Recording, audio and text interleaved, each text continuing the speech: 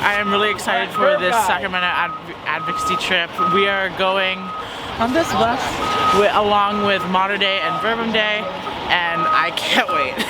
Yay! Loyola! Cocos! Modern Day! Híjole! No. You need to practice. Las muchachas de Tijuana, órale, come on, nice and loud. 1, 2, 3. Loyola High School. Cocos! Verbum Day Jesuit High School. Modern Day! Okay, that's good. Let us pray in the name of the Father, Son, and Holy Spirit. Amen. Hats off, little hoodies off. Loving God, we thank you for letting us gather this morning. I'm looking forward to like helping people, you know, like especially for those who are like struggling with, you know, homes and stuff like that. So just help them. You know, I looked up some of the bills that we were going to speak to the governors today, and just going into full detail on it, so that way you can help those people. To be here together. We ask in your name, amen. Say Ignatius Loyola. All right, we've got Tijuana, San Diego, LA, San Jose. So Jesuits West Core is a collaboration between all of the Jesuit ministries here in California and also of Jesuit works in all of our 10 states across the province, from Arizona to Alaska, coming together to use our collective power to act for justice, particularly around issues related to racial equity. So here in Sacramento, we have about 10 schools, mostly Jesuit schools, coming together, led by their youth, to advocate at the State House for issues that are impacted by racial equity, or that impact racial equity here in California, that have been selected by our young folks. So this year, our young folks selected housing, immigration, and climate change. And they went and met with advocacy groups in the community, and did research on them and selected bills that they're going to be lifting up to their legislators tomorrow. Something I'm looking forward to doing tomorrow is just being able to talk with legislators and really forward to people that we have our own rights to our government, you know, having a say in the vote and everything. I think that us being here and being able to talk to them is something that a lot of people don't get the opportunity to do, and it's something that I really feel privileged to be doing, especially when so many people are affected by issues like homelessness, migration, and even climate change, but we're the few here that are talking about it. I started a club at Modern Day called Finding Refuge to help refugee children because we live in San Diego and we see a lot of immigrants there, and so we wanted a chance to help however we could. I hope to learn how to advocate more, like what I can do back home. Similarly, we have schools in Washington and Oregon that are going to be coming together in about 3 weeks to do similar advocacy, particularly around climate change and watershed protection in the Northwest.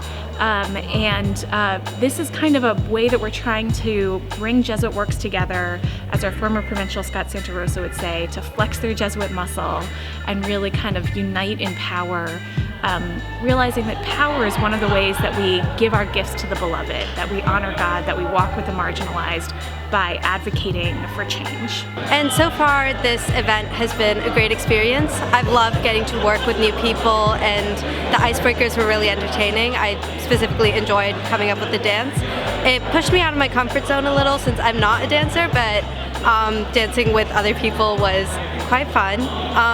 I do hope that tomorrow goes well with the legislative meetings, and that we get at least a couple of the bills supported, if not passed. Who's excited for tomorrow? Me! Awesome. It's like to be with these students is to realize exactly what we're about in all Jesuit works, because it is about not just the present day but the future, and the way we pass on generation to generation this love of God who is creating and redeeming the world in an ongoing way. And these young people inspire me to remind my old jaded self that God continues to love, continues to work, continues to redeem the world. And it is possible if we are together and if we stand with these young people who will show us the way of faith and hope and mercy. Welcome to the Student Advocacy Day. My name is Father John Whitney. I work at St. Ignatius Parish in San Francisco. And I'm honored really to be here today. I think it's hard to say no to Annie, in case you haven't realized that.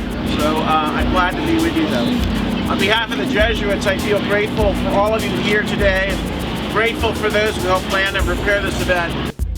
No, we're really excited. My name is Adrian Flores with the California Catholic Conference, and we're excited to have Jesuit West here to advocate for others across California, especially today on this Youth Advocacy Day. We've had some other groups last week, and it's just great to have young voices to speak to our representatives. It brings fire to us here in Sacramento, and we hope that with this experience here for these youth, they can bring this back to California and every part where they're from, so that they get others involved and fire them up to make those meetings and speak to their local representatives about what's happening here in California. And it's really important, and we're glad that we're here and for them to experience this today. When I was 5, my family was made homeless. My family was forced out of my dad's home because of domestic violence we were facing in it. We grew up going shelter from shelter in hopes to find a stable roof overhead. However, this was not found because of the broken California housing system. I remember the first shelter I lived in. There was one big room, and I had to share with this family of 6. It was a single mother and 5 children. It was cold, and we shared 4 beds, and honestly it was really depressing. But I was only 5, and I didn't know what was really happening. So my name is Sarai, and the policy that I'm going to be talking about is SB 567, which is about the renters protection policy. So this policy protects the renters from not being kicked out for any other reason. So this policy also leaving us unprepared for these abrupt changes. This led to many schools shutting down and halting their teaching schedules to accommodate the lack of resources available during that time period, negatively impacting everyone, including students and teachers. As a student at a school that uses the internet and their iPad for homework and schoolwork on a daily basis, it was difficult for me to get back into the rhythm of things after our 2-day power outage situation was finally resolved. Deadlines had to be pushed back, entire course schedules had to be reordered, and overall confusion were just a few of the aspects that affected my daily life. In hopes of reducing the repercussions of severe weather fluctuations, I am suggesting increased focus on reducing carbon emissions. Thank you.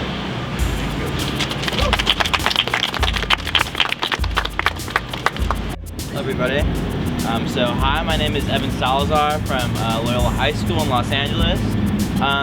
Immigration is such an important issue to me because I wouldn't be speaking to you guys without it. All 4 of my grandparents migrated here from their small towns in Mexico, and they allowed me to live here in California. So we met with Assemblymember Berman's Legislative and Communications aide. She was very nice. She listened to all of our policy asks and was really receptive to our testimonies as well.